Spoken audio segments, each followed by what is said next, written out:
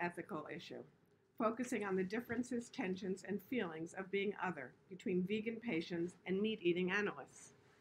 She shows great empathic attunement to vegans who choose their non-meat diets in reaction to animal exploitation for humankind's benefit. For vegans, every piece of meat and every animal-based product, every cup of coffee someone drinks is a reminder of the other's trauma that they witnessed, directly or vicariously, and one they know still happens in full power, in incomprehensible scales, continuously. Shiri says this vicarious traumatization entirely changes one's experience. This change may express in mood changes and dramatic shifts in the vegan's perception of the world, of the people around them, and themselves, often accompanied by unwanted images of traumatic events penetrating their consciousness. She builds a case for vegans as traumatized people who exist in a world of meat-eating perpetrators and quotes numerous vegan patients who are afraid to open up to their analysts for fear of being misunderstood, attacked, or humiliated for their beliefs.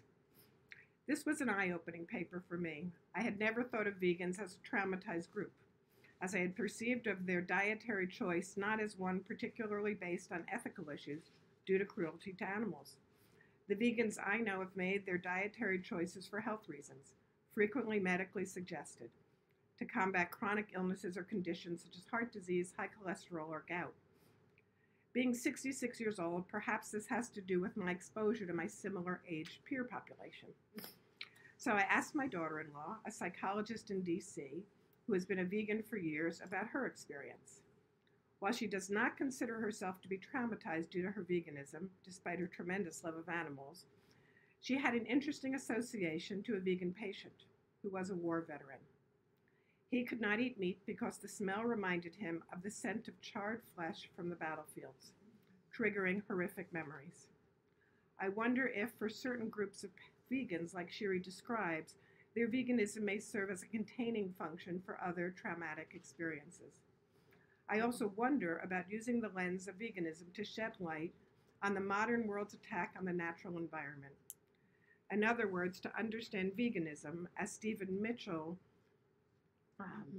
implied, and you've got to suffer if you want to sing the blues, not as a self-involved, hand-wringing type of experience of guiltiness, but as a genuine experience of guilt that could lead to bridge building and repair. But no matter the reasons for vegans' choices or their more complicated etiology, it is always painful to feel othered, especially in a situation like therapy when patients need to feel safe and free from judgment to expose their most private and vulnerable selves. Looking for an empathic therapist and wanting to be accepted and known fully and deeply is a crucial part of the process. It's hard to imagine a positive therapeutic relationship without trust. However, it is worth pointing out that acceptance and trust and the opportunity to be acknowledged deeply and authentically is not solely found in similarities. As Goldberger has written, bright spots in treatment are areas of similarity between patients and therapists that may quickly lead to identification and feelings of safety in the therapeutic dyad. But these bright spots may also lead to blind spots that may readily occur when assumptions are made due to a shared trait. When I met my analyst for the first time, I was uncomfortable with her heavy European accent. I remember voicing my concern to her that we'd have different cultural reference points and that it may be harder for me to feel understood by her. By then it was close to the end of our initial consultation, so she already knew a bit about my background, including the fact that my father had a very heavy Russian accent and that I often felt misunderstood by him. So I guess we have some transference going on already, she gently responded to my concern. And we started what was to be a long and rewarding treatment. Our backgrounds were in fact very different in religion, in culture, language, and country of origin. Oftentimes I found that difference helpful in learning how to explain my experiences more fully and to gain some perspective on my thinking, feelings, and values.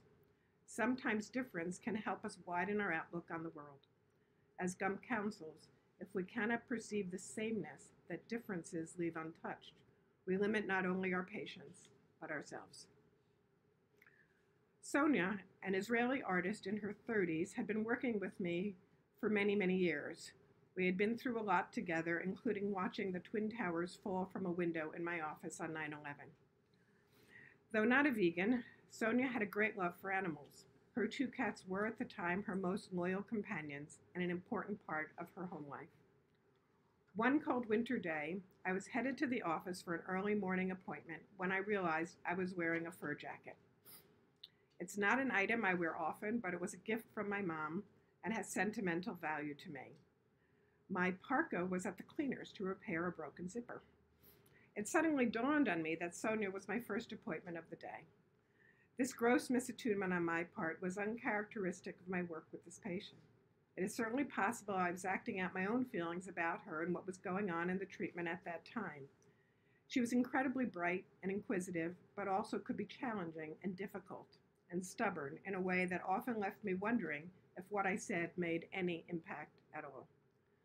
What a way to provoke a response. When I got to the office, where I did not have a closet, I carefully folded my jacket inside out and placed it on top of a straight chair and pushed it under my desk. When Sonia walked in, it took her less than a minute to spot it. Her eyes opened wide. She asked what was on the chair and if it were mine. I had no choice but to own up to the fur coat. Sonia was deeply upset and said she couldn't possibly talk about anything else but my coat, and didn't know after all of our time working together whether she would be able to continue with me. I know her upsetness was genuine and that I had made a poor judgment call with potentially devastating consequences to the treatment. I did what I could to stem the damage, and as forensics suggests, particularly with traumatized patients, led with the truth of our mutual impact on each other. I can see you are disappointed in me, I said, and I know how much you love animals and how important your cats are to you. Sonia asked, but how could you do that? Don't you know what animals go through to make a coat like that? Don't you ever think about that? I know, I answered honestly, that I have a less than normal affiliation for animals. I understand I'm the one with the problem here. I know for many people that animals are very important. I know for you that your cats are a great source of love and comfort. I appreciate that about you, but I also know it's a feeling I don't share. Sonia asked me why not. Did anything happen? I told her that wasn't the case, at least as far as I could remember. Sonia wanted some reassurance that he didn't hate animals, which I could honestly give her. I don't have negative feelings, I explained, just an absence of positive ones. This incident haunted the treatment for some time, but we were able to work it through and are still working together today. In fact, when she was recently scheduled to return to Israel to be with her mother doing a minor surgical procedure, she called me the night before she was supposed to board the plane, saying one of her cats was terribly ill. She wanted to arrive in Israel one day later, after a cat had been diagnosed and started on medication. Does that make me a horrible person, she asked, putting my cat before my mother?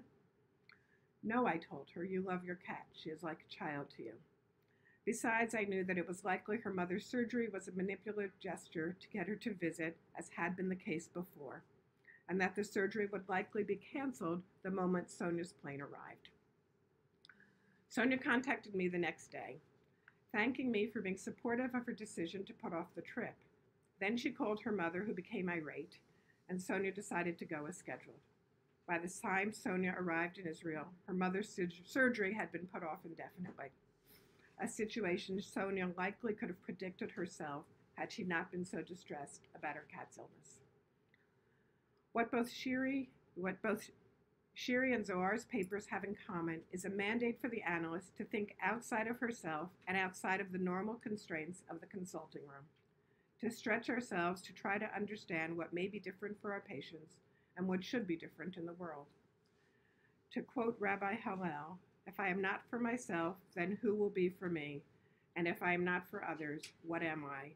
And if not now, when?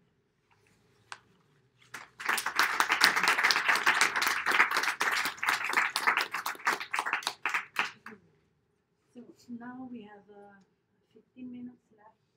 I don't know if you want to have something, unless we are going to open discussion.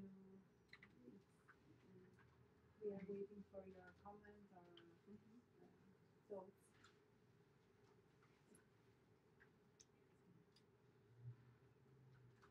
I wonder whether I understood something differently than you, Susan, from hearing. And if I did, then there is an interesting reenactment here. I'm right, but you didn't say anything, so this is really a reenactment. So I understood what you said, not that vegans are traumatized, but that it's a vicarious traumatization. Meaning, and I see that I understood it, meaning that it's not that that's the reason why they are vegans, but that once they decided, they are traumatized again and again vicariously. And I think that you interpreted it as if this is the reason. Now, this meaning that it's like in the in the office when the therapist might misunderstand what the vegan is trying to say. Am I right? So this is so interesting. Yes, I thank you.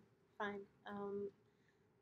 Yes, you are right, and I think that thank you, Susan, for this lovely and very thoughtful reply.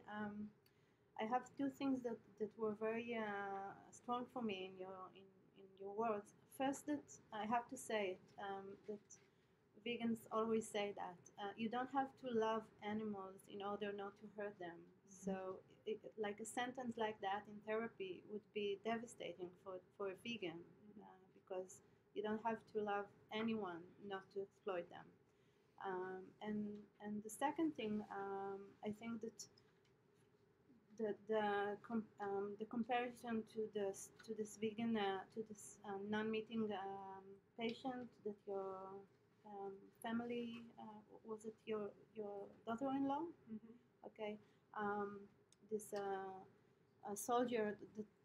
This is again a reenactment of the confusion of terms I'm talking about, because vegans see animals as subject on their own, as suffering subject, not as a representation of other human people that they were witnessing. Some I agree that some vegans may have early trauma that this veganism is regenerating, but for most vegans, like seeing colored people, like seeing women, they're subjects on their own, not representation of something else. And this is again, I felt this is a reenactment of the confusion of tongues I'm talking about.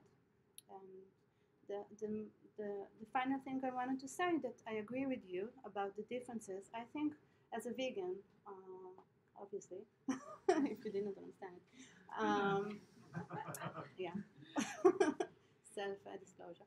I believe that in mixed diets of the vegan patient and the non-vegan clinician, there is much more opportunity, and it's may be very helpful for vegan patients to talk about their feelings that they cannot talk with no one else in their lives. I think that the similarity here does have, of course, values, but I think that the mixed diets. I'm also a couples therapist, so I treat mixed couples, vegan and non-vegans. This is why. I think that the mixed diet has great opportunity that I, as a vegan patient and clinician, cannot do. But I have a question about that because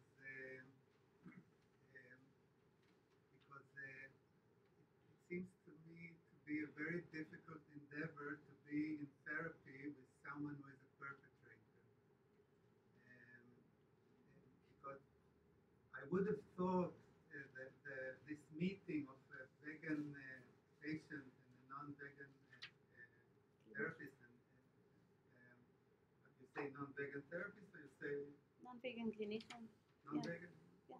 Someone who eats meat. Yeah? Doesn't he can be vegetarian also. Vegetarian is not but vegan. Let's say a therapist who eats meat even. Okay. I would have thought, as you said now, that this meeting could be a meeting of having recognition for difference.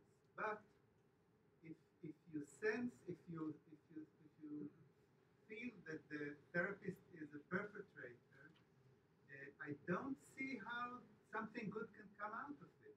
It looks like a no end for me, like a no end way. How about a Palestinian treated by an Israeli? Exactly. Right. I think there's lots of examples Yes. in the literature, and Yes. lots of examples here in clinical case presentations that people have done about people who are working with clinicians who are from a background that they would, both in current times and historically, consider perpetrators. So there's also been a lot written about Holocaust survivors working with German-born clinicians whose parents or grandparents. Allow me to say something about it. Let's say a German therapist, let's say an Israeli therapist with a Palestinian. The other Israeli therapist, for example, is part of Yes. a nation that hurts the Palestinians, but he's not personally. Yes. Maybe he's accounted for with his identity, but not You're right. personally. You're right. I have to back you up. You're right, and you're Right. very right. Both of you are right. Okay, I have to say that some vegan patients wouldn't go to a non-vegan clinician. They just wouldn't do that. So you're right. It is. I have no easy, or I don't have easy answers for that. It's very hard, but I think that once admitting and putting it on the table that yes, I am taking part of your vicarious trauma, it's a way that it's interesting and may be helpful in some way. Even though you're very right, it's very hard, very, very hard.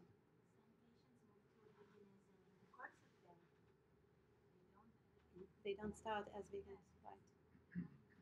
Some patients won't. They move to veganism in the course of therapy. They don't necessarily start as vegans when therapy begins.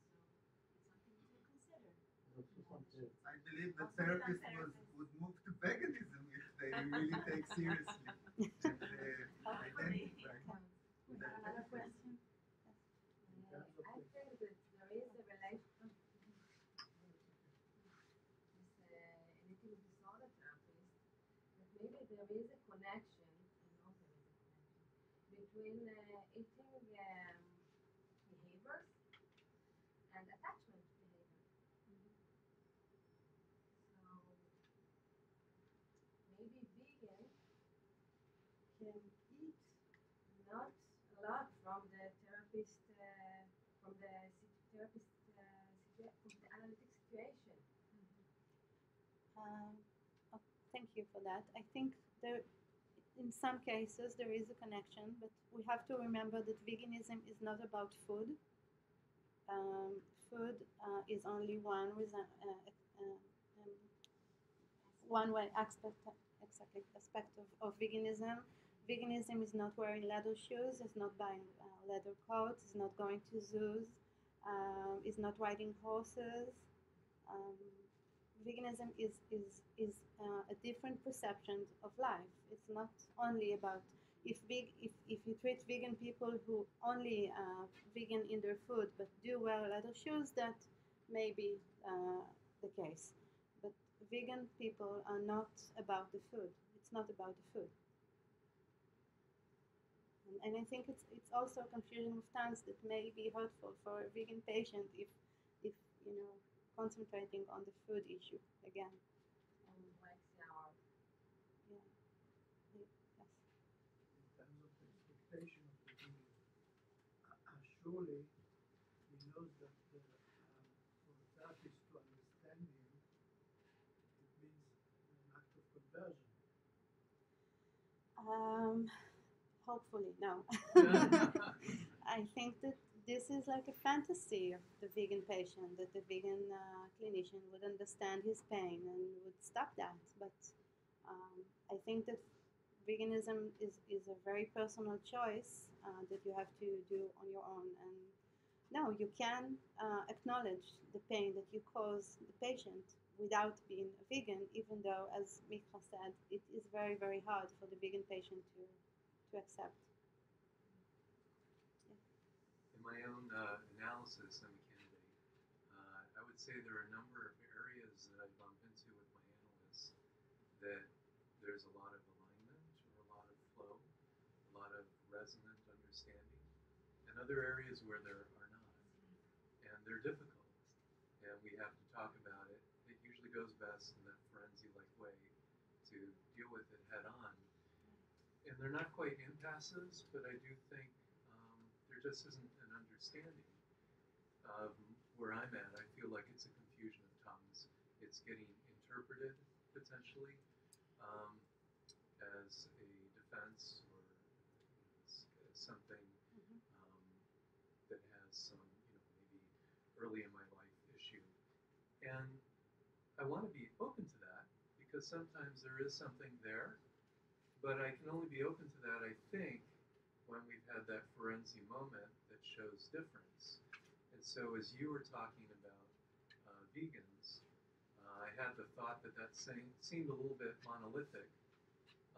At the same time, to the extent that people are adopting that philosophy or feel driven by inside forces toward that philosophy that feels what is right to them in the world, that there is something to respect that. So it seems to me like a both-and situation. There could be value in the mix. There can be value in alignment. But if there's too much disjunct, I think it would be very frustrating. If there's some engagement that allows forward movement, there could be exploration of the variety of meanings or ways that somebody came to veganism or what it symbolizes for them, without reducing it to something pathological or some kind of displacement, to respect it on its own terms. Yes, I agree. We have just 5 minutes left, so maybe one more. I want to relate to you, Zohar, and the interesting idea that truth is one of the basic values of psychoanalysis. I didn't think about it because I thought that it's more, it comes from Bion and his search for truth. So it's interesting that you kind of expanded it to the entire psychoanalytic idea. I believe the roots of this idea is, of course, Freudian psychoanalysis. There are many places in Freud's writings that you could see how truth is the main basic idea. I think that Leah maybe was a continuous of this idea. Thank you. Okay. We have another one. Last one. Thank you both for wonderful talks. Again, we had Hedy last year, and it was wonderful. Can you speak loud? We don't see. Sorry, thank you very much for two wonderful talks. I heard you last year in Sydney, Zurich, so good to see you again. I just wanted to perhaps express another area in which I've got one particular vegan patient that I'm thinking of. I'm not a vegan myself. She tells me that in her family, in her friendship group, she's the only vegan that she knows, and she can't understand why she feels the suffering of animals so acutely, and yet it's okay for family members, including both of her children, to actually stigmatize her as if it's okay somehow that she feels like she's part of an oppressed minority, and she is, because she speaks very clearly about that, and it's somehow culturally sanctioned. In many cultures, perhaps not in the left-leaning, hip area where I live, but perhaps it is in most other suburbs in Melbourne, which is where I live. And then in that situation, I feel as if, because I don't hold, although I'm not vegan, I don't have such strong anti-vegan views. Well, I don't have anti-vegan views, but I can express something of that so that she can maybe go away from that slightly paranoid worldview, which, when I say that she's got a paranoid worldview, she's got good reason for having a paranoid worldview. That's her actual reality. But that perhaps sometimes, at least in the therapy room, she can move into a slightly different position, which allows her to be able to have more dynamism, more creativity for I agree. I think that being a radical minority is one of the characteristics of vegans in many, many places. And I think that, as regarding to what you said, Mika, earlier, this is one of the values that can be very good for the vegan patient, although the clinician is not vegan. Just to be accepted as vegan and not as weird or extreme. Exactly. Okay, we have to, I'm sorry, we have to go. Thank you. Thank you. Thank you.